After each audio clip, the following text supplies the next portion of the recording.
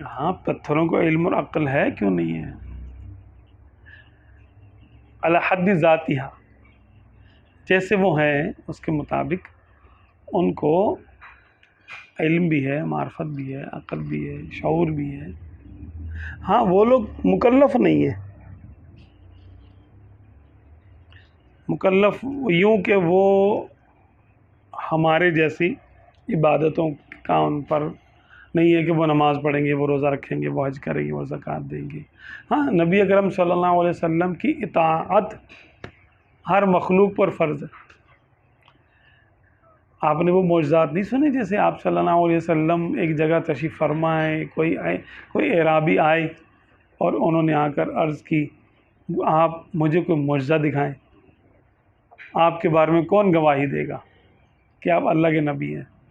تو آقا دو جہان رحمت عالمیان صلی اللہ علیہ وسلم نے ارشاد فرمایا کہ اچھا تم جس کا تم کہو اس سے گواہی دلا دیتے ہیں۔ اس نے کہا اچھا یہاں وہاں دیکھا، اس نے بولا وہ جو درخت ہے نا سامنے، اس کو بولے کہ وہ آپ کی رسالت کی گواہی دے۔ فرمایا اچھا تم جا کے بولو اس کو کہ چل تجھے محمد رسول اللہ صلی اللہ علیہ وسلم بلاتے ہیں۔ اس نے جا کے کہا تو آپ صلی اللہ علیہ وسلم کے معجزات میں یہ بات بیان ہوتی ہے کہ وہ درخت اس نے اپنی جڑیں اکھیڑی اور وہ جڑوں کے بل چلتا ہوا سرکار صلی اللہ علیہ وسلم کی بارگاہ میں حاضر ہوا اور آپ صلی اللہ علیہ وسلم کی نبوت کی گواہی دی۔ یہ دیکھ کر وہ شخص مسلمان ہو گیا۔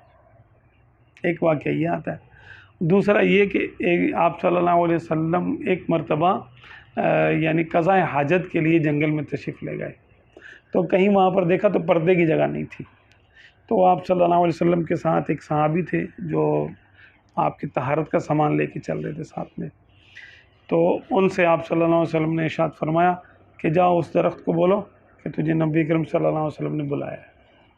تو ایک درخت کو دوسرے درخت کے ساتھ جوڑا، پھر آپ صلی اللہ علیہ وسلم نے اس کے آڑ میں یعنی پردہ کر کے قضاء حاجت فرمائی اور پھر فرمایا کہ ٹھیک ہے تم جاؤ، تو وہ درخت اپنی جگہ واپس چلا گیا۔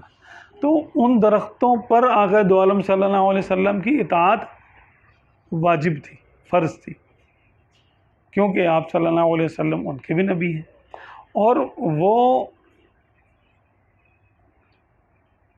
سمجھتے بھی تھے، کیونکہ اطاعت وہی کر سکتا ہے جو عقل و شعور رکھتا ہوگا اپنے جنس کے مطابق۔ جیسے انسانوں میں انسانوں والی عقل ہے، جنات میں جنس یعنی جنات والی، اور ملائکہ میں ملائکہ والی۔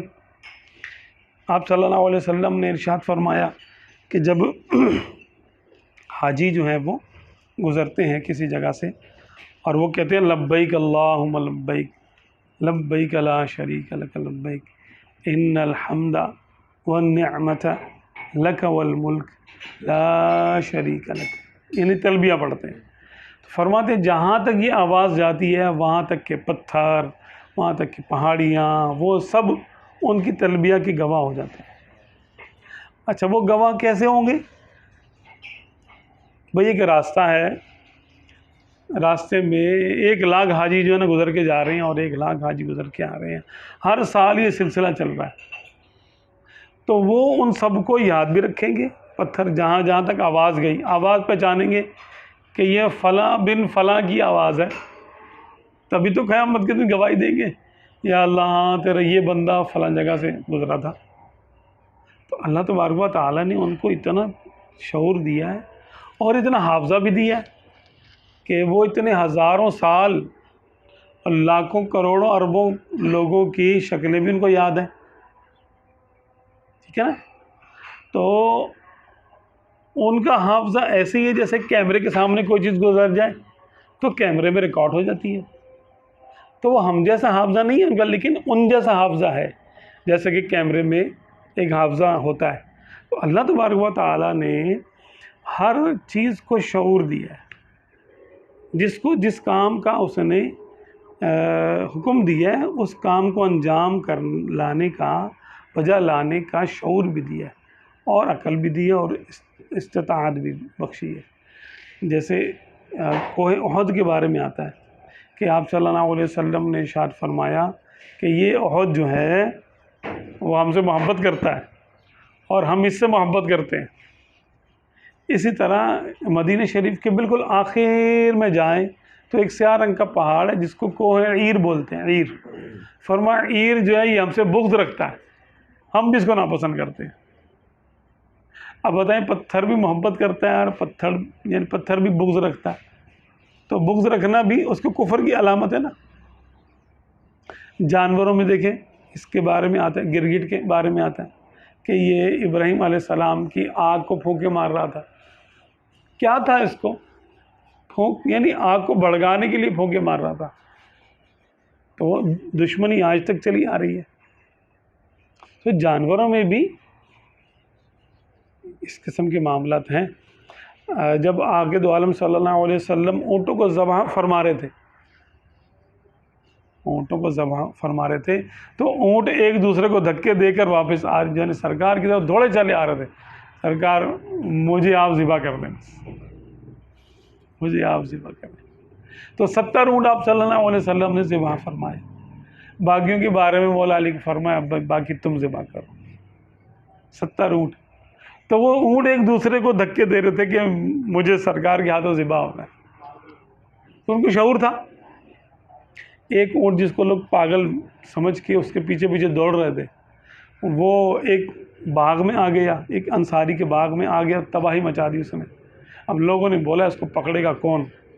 اچانک سرکار عالم صلی اللہ علیہ وسلم وہاں تشریف لائے، تو آپ صلی اللہ علیہ وسلم نے اس کو دیکھا اور فرمایا کہ ہٹو، مجھے جانے دو۔